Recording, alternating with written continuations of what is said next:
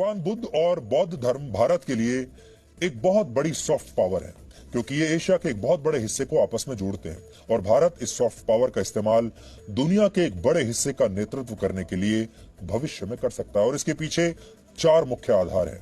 पहला ये कि बौद्ध धर्म का जन्म भारत में हुआ था और ये बात पूरी दुनिया स्वीकार करती है, इस पर कोई विवाद नहीं है।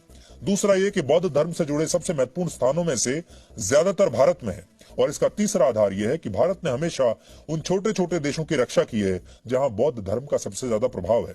इसका सबसे बड़ा उदाहरण तिब्बत के धर्मगुरु दलाई लामा को भारत में शरण देना था।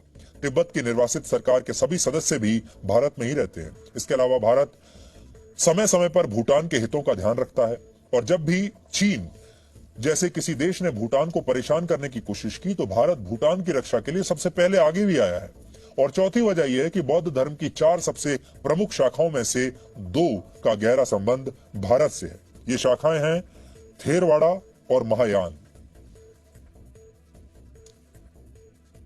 थेरवाड़ा की ज्यादातर शिक्षाएं भारत की प्राचीन पाली भाषा में ही सहेज कर रखी गई हैं और बौद्ध धर्म की शाखा का गहरा प्रभाव श्रीलंका, कंबोडिया, लाओस, म्यांमार और थाईलैंड जैसे देशों पर है, जबकि महायान का प्रभाव चीन, Nepal, Taiwan, Mongolia, Korea, Japan, Vietnam और सिंगापुर जैसे देशों में है। इसलिए भारत बौद्ध धर्म को अपनी नई सॉफ्ट पावर बना सकता है।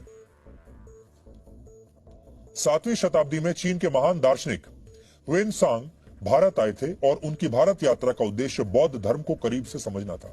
इसके लिए वो भारत की उन सभी जगहों पर गए जो किसी न किसी रूप में बौद्ध धर्म से जुड़ी हुई थी।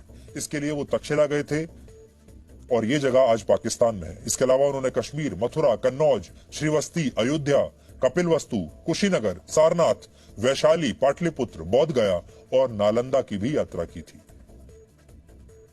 नालंदा के प्राचीन विश्वविद्यालयों में उन्होंने 5 वर्ष बिताए और इन्हीं 5 वर्षों के दौरान उन्होंने बौद्ध धर्म का अध्ययन किया।